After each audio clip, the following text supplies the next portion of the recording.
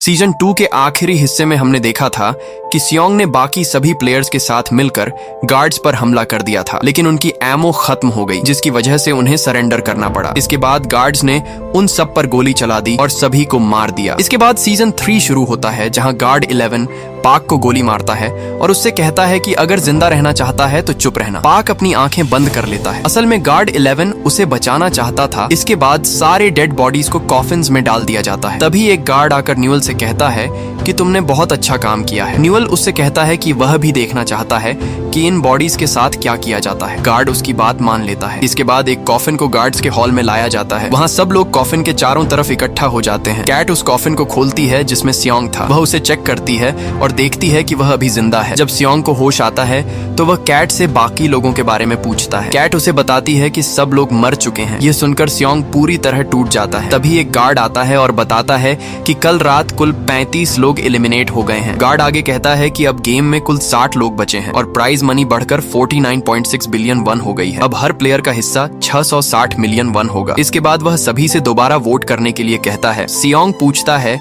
कि तुम लोगों ने मुझे जिंदा क्यों रखा, मुझे भी मार दो। वह बहुत टूट चुका था क्योंकि उसने अपने सारे दोस्तों को खो दिया था। फ्रंटमैन ये सब दूर से देख रहा होता है। तभी फ्रंटमैन को शिप के कैप्टन का कॉल आता है। कैप्टन कहता है कि वह अब ऑफिसर हुआंग को नहीं रोक सकता। फ्रंटमैन कहता है कि गेम खत्म होने तक उसे यहाँ आने से रोको। कैप्टन पूछता है कि अगर बात बिगड़ जाए तो क्या करें। फ्रंटमैन कहता है उसे मार दो। इधर दोबारा वोटिंग शुरू होती है। सियोंग सबसे पहले वोट देने जाता है, लेकिन गार्ड्स ने उसे हैंडकफ लगाया होता है, इसलिए उसका वोट काउंट नहीं होता। बाकी सभी फिर से वोट करते हैं और इस बार भी गेम जारी रखने वालों के वोट ज्यादा होते हैं। इसके बाद गार्ड्स वहां से चले जाते हैं। टीम ओ के प्लेयर्स सियोंग से कहते हैं कि एक्स लोगों को मरवाने के लिए धन्यवाद, जिसकी वजह से प्राइज मनी भी बढ़ गई और वोटिंग भी हमने जीत ली। सियोंग इतना टूटा हुआ होता है कि वह कोई जवाब नहीं देता। दूसरी तरफ गार्ड न्यूएल को उस जगह ले जाता है जहाँ डेड बॉडीज के ऑर्गन्स निकाले जाते थे। वहाँ पाक के बॉडी से ऑर्गन्स निकालने की तैयारी हो रही होती है। तभी न्यूएल गार्ड को धक्का देता है, गन उठाता है और सबको गोली मार देता है। न्यूएल डॉक्टर को गन पॉइंट पर पाक का इलाज करने को कहता है। डॉक्टर इलाज शुरू करता है, लेकिन कहता है कि उसका खून बहुत बह चुका है और ब्लड चाहिए। न्यूएल कहता है मेरा ब्लड ले लो। इसके बाद गार्ड्स सबके लिए खाना लेकर आते हैं। गायन की माँ सियोंग को खाना देती है और कहती है कि जो हुआ उसमें तुम्हारी गलती नहीं है। हमें पता है कि तुम बस हमें बचाना चाहते थे। कैट भी माफी मांगती है और कहती है कि उसे किसी तरह मैगजीन ले आनी चाहिए थी। ग्योन कहता है कि तुम माफी क्यों मांग रही हो, ये सब कैंग की गलती है। वह मैगजीन लेने गया था लेकिन डर के मारे वापस नहीं आया। ये सुनकर सियोंग को कैंग पर बहुत गुस्सा आता है। दूसरी तरफ ऑफिसर हुआंग, एक गार्ड और वूसुक साथ बैठे होते हैं। वूसुक कहता है कि उसे लगता है ड्रोन कैप्टन के पास है, क्योंकि उस दिन उसने कैप्टन के हाथ में स्क्रू ड्राइवर देखा था। लेकिन हुआंग कहता है कि वे हमारी मदद कर रहे हैं, तुमने शायद गलत समझा है। अगली सुबह जब सब उठते हैं, कैंग उठता है और देखता है कि सियोंग उसे गुस्से से घूर रहा है, जैसे अभी मार देगा। तभी फ्रंटमैन को बताया जाता है कि सारे वीआईपीज आ चुके हैं और फ्रंटमैन वहां से चला जाता है। जब सभी प्लेयर्स गेम हॉल जाने के लिए बाहर आते हैं तो देखते हैं कि डेड प्लेयर्स की बॉडीज को लटकाया गया है। सियोंग अपने दोस्त की डेड बॉडी देखकर कैंग पर बहुत गुस्सा करता है और कैंग बहुत डर जाता है। इसके बाद सब गेम हॉल पहुंचते हैं, जहां प्लेयर्स को 2 टीम्स में बांटा जाता है। बॉल के जरिए तय होता है कि कौन किस टीम में जाएगा। कैंग, कैट और ग्योन ब्लू टीम में होते हैं, जबकि ग्योन की माँ सियोंग और जुनही रेड टीम में होते हैं। इस गेम का नाम हाइड एंड सीक होता है। गार्ड्स रूल्स बताते हैं कि ब्लू टीम को 30 मिनट में रास्ता ढूंढकर बाहर निकलना है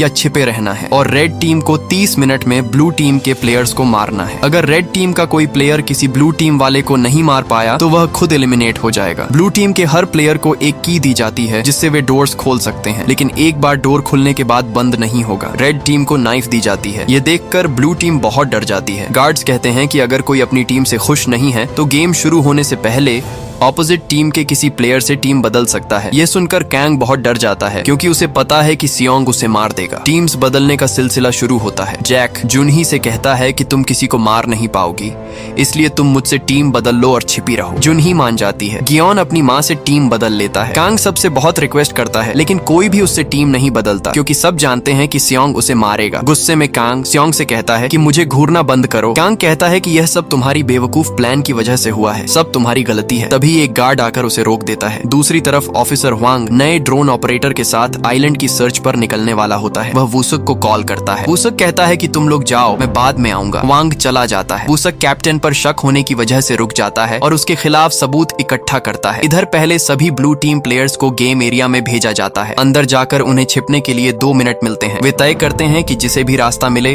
वह सबको बताएगा। इसके बाद सब छिप जाते हैं। ग्योन की माँ, जुनही और कैट साथ रहते हैं। बाहर थैनोस का दोस्त जैक से कहता है कि हमें टीम बनाकर खेलना चाहिए क्योंकि ब्लू टीम हमें मार देगी। जैक मान जाता है। अब टाइम खत्म होता है और रेड टीम अंदर जाती है। यहाँ सियोंग बहुत गुस्से में कहता है कि ये सब तुम्हारी गलती है। इसी के साथ एपिसोड 1 खत्म हो जाता है। एपिसोड 2 की शुरुआत में रेड टीम गेम एरिया में पहुंचती है। गेम शुरू होते ही रेड टीम को 30 मिनट का टाइम मिलता है जिसमें उन्हें ब्लू टीम के किसी एक प्लेयर को मारना होता है। एलिमिनेट होने से बचने के लिए वे ब्लू टीम को ढूंढना शुरू कर देते हैं। यहाँ सेयोंग भी एक ब्लू टीम प्लेयर को मारने निकलता है और हम जानते हैं कि वह प्लेयर कौन है। सभी ब्लू टीम प्लेयर्स अपनी जान बचाने के लिए इधर उधर भागने लगते हैं। वे अपने पास मौजूद कीज से दरवाजे खोलकर छिपते हैं, लेकिन यहाँ हर दरवाजे के लिए 3 तरह की कीज होती हैं, स्क्वायर, ट्रायंगल और सर्कल। यानी कोई भी प्लेयर हर दरवाजा नहीं खोल सकता। यहाँ कैट, जूनही और गेउन की माँ के पास तीनों तरह की कीज होती हैं। दूसरी तरफ सेयोंग कैंग को देख लेता है और उसे मारने के लिए उसके पीछे दौड़ता है, लेकिन जब वह उसे मारने जाता है तो वहाँ कैंग नहीं बल्कि कोई और प्लेयर मौजूद होता है, इसलिए सेयोंग उसे नहीं मारता। सेयोंग नीचे देखता है जहाँ कैंग खड़ा था और वह बहुत डर जाता है। कैंग वहाँ से भाग जाता है। इधर जैक और थैनोस का दोस्त डिसाइड करते हैं कि वे जितने ज्यादा हो सके ब्लू प्लेयर्स को मारेंगे। इससे प्राइज मनी जल्दी बढ़ेगी और ब्लू टीम ज्यादा एलिमिनेट होगी। इसी वजह से वे दोनों पागलों की तरह ब्लू प्लेयर्स को मारना शुरू कर देते हैं। इस तरफ कैट, जूनही और गेउन की माँ भागते हुए आगे बढ़ती हैं। तभी जूनही गिर जाती है। सामने एक रेड प्लेयर आ जाता है। कैट उसे बचाने के लिए उससे लड़ती है और नाइफ से उसे मार देती है। तीनों भागकर एक रूम में पहुंचते हैं। जूनही के पैर में चोट लगी होती है जिसकी वजह से वह चल नहीं पाती। इसी कारण वे तीनों उसी रूम में रुक जाते हैं। दूसरी तरफ कैंग के पीछे एक रेड प्लेयर लगा होता है। कैंग सीढ़ियों की तरफ भागता है। रेड प्लेयर उसे मारने ही वाला होता है, लेकिन कैंग उसे नीचे धक्का दे देता है जिससे उसकी मौत हो जाती है। कैंग उसकी नाइफ अपने पास रख लेता है और वहां से भाग जाता है। इस तरफ टैंट्रिक कुछ प्लेयर्स के साथ आगे बढ़ती है और एक रूम का दरवाजा खोलती है, लेकिन तभी जैक और थैनोस का दोस्त वहां आकर सबको मार देते हैं। टैंट्रिक किसी तरह वहां से बच निकलती है। रास्ते में उसकी टक्कर कैंग से होती है। कैंग भाग जाता है और सामने सियोंग आ जाता है। टैंट्रिक कहती है, मुझे छोड़ दो, मुझे पता है तुम किसे ढूंढ रहे हो। वह बताती है कि कैंग घायल है और खून के निशान छोड़ते हुए उसी तरफ गया है। ये सुनकर सियोंग उसे छोड़ देता है और कैंग के पीछे चला जाता है। तभी मिन्सू उसके पास आता है। टैंट्रिक बचने के लिए एक रूम में जाती है और पीछे मुड़कर देखती है कि वहां एग्जिट लिखा हुआ है, लेकिन जब वह दरवाजा खोलने की कोशिश करती है तो दरवाजा नहीं खुलता क्योंकि उसे खोलने के लिए तीनों तरह की कीज चाहिए होती हैं। अब गेम में सिर्फ 10 मिनट बचे होते हैं और ग्योन ने अभी तक किसी को भी नहीं मारा होता। इधर जूनही को लेबर पेन शुरू हो जाता है और उसी गेम के दौरान उसका बेबी पैदा हो जाता है। ये देखकर सब बहुत इमोशनल हो जाते हैं। तभी वहां एक रेड प्लेयर आ जाता है और कैट पर हमला करता है। कैट उससे लड़ते लड़ते एक रूम में पहुंच जाती है और उसे मार देती है। तभी उसकी नजर पीछे दरवाजे पर पड़ती है जहां एग्जिट लिखा होता है। वह तीनों कीज लगाकर दरवाजा खोल लेती है। वह वापस जाकर बाकी लोगों को बताने जाती है कि उसे बाहर जाने का रास्ता मिल गया है और अब वे निकल सकते हैं, लेकिन पीछे से कोई उसे मार देता है और वह जैक होता है। ये देखकर जूनही बहुत टूट जाती है। जैक जूनही के हाथ में बेबी देखकर इमोशनल हो जाता है और दरवाजा बंद करके बाहर आ जाता है। गेउन की माँ कैट की आंखें बंद कर देती हैं। इस तरफ प्लेयर 100 रेड प्लेयर्स को देखकर मरने की एक्टिंग करता है जिससे उन्हें लगता है कि वह सच में मर चुका है और वे वहां से चले जाते हैं। टैंट्रिक कीज ढूंढते ढूंढते प्लेयर 100 तक पहुंचती है और उसकी कीज लेने लगती है, लेकिन तभी वह उठ जाता है। टैंट्रिक उसे लेकर एग्जिट रूम तक आती है। प्लेयर 100 अपनी दोनों कीज दरवाजे में लगाता है, लेकिन दरवाजा नहीं खुलता। फिर टैंट्रिक अपनी की लगाती है और दरवाजा खुल जाता है। तभी वह आदमी उसे धक्का देकर एक की निकाल लेता है और खुद अंदर चला जाता है। दूसरी तरफ सियोंग कांग के खून के निशानों का पीछा करते करते सीढ़ियों तक पहुंच जाता है, जहां वह कांग को दरवाजे के पीछे देख लेता है। कांग डर के मारे रोने लगता है और सियोंग से माफी मांगता है। वह कहता है कि वह सच में मैगजीन्स लाने वाला था। सियोंग कहता है कि सब तुम्हारी गलती है और तुम्हारी वजह से सब लोग मरे हैं। कांग बहुत माफी मांगता है। सियोंग उसे मारने ही वाला होता है, लेकिन तभी कांग नाइफ से उस पर हमला कर देता है और कहता है कि सबकी मौत के जिम्मेदार तुम हो। यह सुनकर सियोंग को बहुत गुस्सा आता है और वह कांग को मारने लगता है। कांग उसे धक्का देकर भाग जाता है, लेकिन आगे नहीं जा पाता। सियोंग उसे बुरी तरह मारता है और उसका गला दबाकर उसे मार देता है। यह सब फ्रंटमैन भी देख रहा होता है। अब सिर्फ 3 मिनट बचे होते हैं। इस तरफ मिन्सू टैंट्रिक को मार देता है। दूसरी तरफ गायन की माँ और जूनही सारी कीज लेकर एग्जिट रूम तक पहुंचती हैं। गायन की माँ कीज लगाती है। तभी गायन वहां आ जाता है और बताता है कि उसने अभी तक किसी को नहीं मारा। उसकी माँ कहती है कि मुझे मार दो, लेकिन ग्योन ऐसा नहीं कर पाता। इसी बीच जून ही दरवाजा खोलकर बाहर जाने लगती है। ग्योन उसे रोककर मारने लगता है, तभी पीछे से उसकी माँ ही उसे स्टैब कर देती है। उसी के साथ टाइम पूरा हो जाता है और गेम खत्म हो जाती है। ग्योन की माँ बहुत रोती है, जिसके बाद गार्ड्स ग्योन को शूट करके मार देते हैं। इधर सियोंग सोचता है कि सब उसकी वजह से मरे हैं, इसलिए वह नाइफ से सुसाइड करने लगता है, लेकिन गार्ड्स आकर उसे रोक लेते हैं और उसे मारकर बेहोश कर देते हैं। और इसी तरह एपिसोड 2 यहीं खत्म हो जाता है। उसके बाद एपिसोड 3 शुरू होता है। गार्ड्स आकर एलिमिनेट हुए प्लेयर्स की डेड बॉडीज ले जाने लगते हैं और जिन प्लेयर्स ने टास्क पूरा नहीं किया होता उन्हें शूट कर देते हैं। ये गार्ड्स नहीं बल्कि VIPs होते हैं जो मजे के लिए लोगों को मार रहे होते हैं। इसके बाद सीन हॉल में शिफ्ट होता है, जहाँ बचे हुए प्लेयर्स वापस आते हैं। यहाँ थेनोस के दोस्त के ड्रग्स गायब हो जाते हैं। वह गार्ड्स से कहता है कि उसकी एक जरूरी चीज गेम एरिया में रह गई है, उसे वापस जाने दो, लेकिन गार्ड्स उसे नहीं जाने देते और हम देखते हैं कि वही ड्रग्स मिन्सू ने उठा लिए होते हैं। गेमर्स फिर से सियोंग को हैंडकफ से बांध देते हैं। इसके बाद न्यूएल दिखाई देती है। वह पार्क को अपना ब्लड देती है और डॉक्टर उसका इलाज करता है। जैसे ही पार्क को होश आता है, न्यूएल डॉक्टर को गोली मारकर किल कर देती है। वह डॉक्टर का सूट पार्क को पहना देती है और उसे अपने साथ ले जाती है। पार्क उससे पूछता है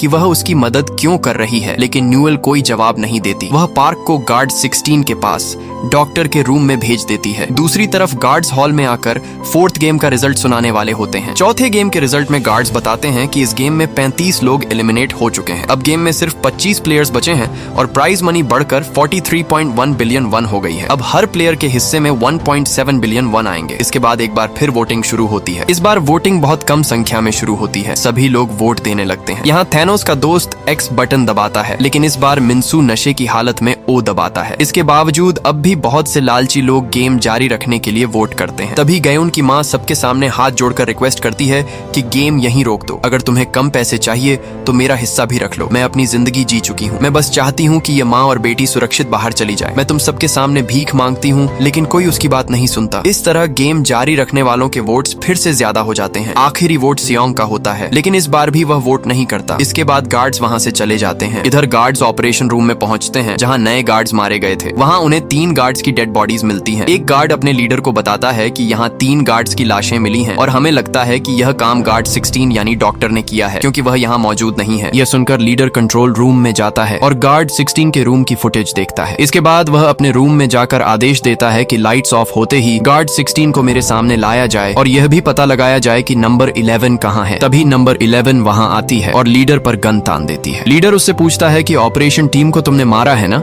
न्यूएल वह हाँ कहती है। लीडर कहता है कि ऐसा करके तुमने अपनी जान खतरे में डाल दी है। न्यूएल जवाब देती है कि इस वक्त खतरे में आपकी जान है। लीडर पूछता है कि आखिर तुम चाहती क्या हो? वह कहती है कि मैं यहाँ से किसी भी हाल में गार्ड 16 को नहीं चाहती। लीडर पूछता है कि तुम उस डॉक्टर को क्यों बचाना चाहती हो? न्यूएल कहती है कि इसका तुमसे कोई मतलब नहीं है। सीन बोर्ड पर शिफ्ट होता है, जहाँ ऑफिसर हुआंग वुसुक को बताता है कि उसने कैप्टन की जानकारी निकाल ली है। उसका घर उसके नाम पर रजिस्टर्ड नहीं है और कोई नहीं जानता कि वह कैप्टन कौन है और कहाँ से आया है। लेकिन ऑफिसर हुआंग कहता है कि इससे यह साबित नहीं होता कि उसी ने ड्रोन खराब किया है। वुसुक कहता है कि मैं उसके घर जाकर सच्चाई पता करूंगा, तब तक तुम कैप्टन पर नजर रखो। कॉल कट करने के बाद हुआंग ड्रोन के मॉनिटर पर उस आइलैंड को देखता है जहाँ फ्रंटमैन ने उसे गोली मारी थी। वह कैप्टन से कहता है कि नाव उस आइलैंड की तरफ ले चलो। कैप्टन कहता है कि चट्टानों के पास जाना डेंजरस हो सकता है, लेकिन उसे ऑफिसर हुआंग की बात माननी पड़ती है। गेम के अंदर ग्योन की माँ जुनही को खाना देती है और कहती है कि तुम्हें अपने बेबी के लिए खाना होगा। जुनही रोते हुए कहती है कि मेरी वजह से आपने अपने बेटे को मार दिया। ग्योन की माँ कहती है ऐसा मत सोचो, अब से तुम सिर्फ इस बेबी के बारे में सोचो। इधर ऑफिसर हुआंग उस आइलैंड पर पहुंच जाता है। वह आगे बढ़कर अपनी टीम से कहता है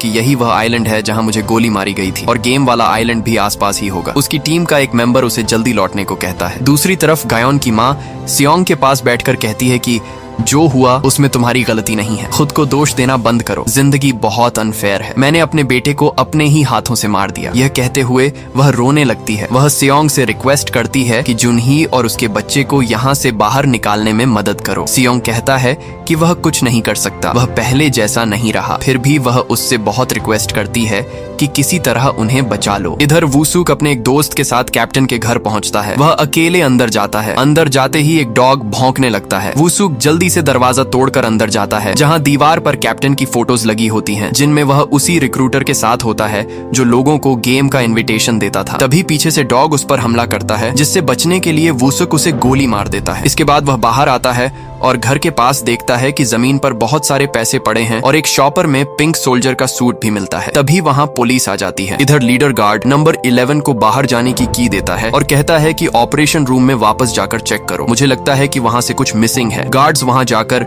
डेड बॉडी स्कैन करते हैं, जिससे पता चलता है कि गार्ड नंबर 16 यानी डॉक्टर मारा जा चुका है। वह लीडर को बताता है कि नंबर 16 मर चुका है और यह काम जरूर नंबर 11 ने किया है। उसने प्लेयर 246 को डॉक्टर के कपड़े पहनाए थे। लीडर समझ जाता है कि वह गार्ड 16 नहीं बल्कि प्लेयर 246 है। रात में गार्ड्स हॉल में एक कॉफिन लेकर आते हैं। वे देखते हैं कि गायन की माँ ने सुसाइड कर लिया है। यह देखकर सियोंग और जुनही बहुत रोते हैं। इसके बाद गार्ड्स उसकी डेड बॉडी को कॉफिन में डालकर ले जाते हैं। अगले दिन सब फिर से गेम हॉल में जाते हैं। जुनही अपने बेबी को वहीं छोड़ने लगती है, लेकिन बेबी रोने लगता है, इसलिए वह उसे साथ गेम हॉल ले आती है। यहाँ सियोंग जुनही से बेबी ले लेता है क्योंकि उसके पैर में चोट होती है और वह ठीक से चल नहीं पा रही होती। इसके बाद वे सब गेम एरिया में पहुंचते हैं। अब उन्हें अगले गेम के बारे में बताया जाता है। इस गेम का नाम जंप रोप होता है, जिसमें उन्हें 20 मिनट के अंदर उस रास्ते को पार करना होता है बिना रोप को छुए। कौन पहले जाएगा ये सब मिलकर डिसाइड कर सकते हैं। वीआईपीज भी ये गेम देख रहे होते हैं। एक वीआईपी कहता है कि प्लेयर 222 लंगड़ी हो गई है, वह कैसे खेलेगी। दूसरा वीआईपी कहता है कि एक माँ अपने बच्चे को बचाने के लिए कुछ भी कर सकती है। वे डिसाइड करते हैं कि बेबी भी ये गेम खेलेगा। गेम शुरू होता है, लेकिन डर की वजह से कोई आगे नहीं बढ़ता। सियोंग जुनही से कहता है कि हम दोनों साथ चलेंगे, मैं तुम्हारी मदद करूंगा। जुनही पूछती है बेबी का क्या होगा। सियोंग कहता है कि गेम 20 मिनट में खत्म हो जाएगा, तब तक बेबी अकेली रहेगी, फिर हम उसे लेने आ जाएंगे। तभी एक गार्ड बताता है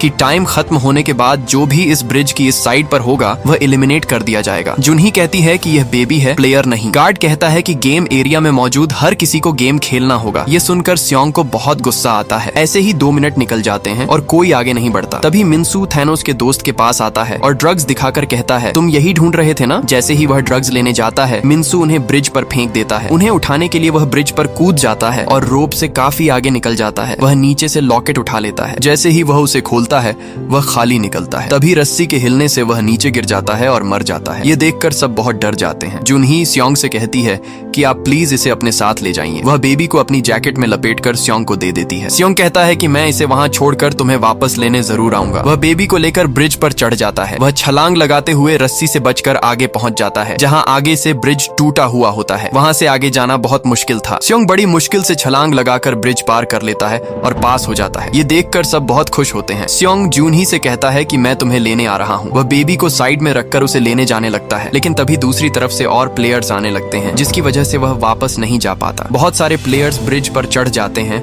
और सब आगे बढ़ने लगते हैं। तभी प्लेयर 96 वहां आ जाता है। जैसे ही और प्लेयर्स आगे बढ़ते हैं, प्लेयर 96 उसे धक्का देकर नीचे गिरा देता है। सियोंग उससे कहता है कि तुम ये क्या कर रहे हो। वह जवाब देता है कि यही तो गेम है। इसी के साथ सीजन 3 का एपिसोड 3 खत्म हो जाता है। दोस्तों, अगर आपको यह एपिसोड पसंद आया हो तो इस वीडियो को लाइक करें और हमारे चैनल को सब्सक्राइब कर दें ताकि एपिसोड 4 सबसे पहले आपके पास पहुंच सके।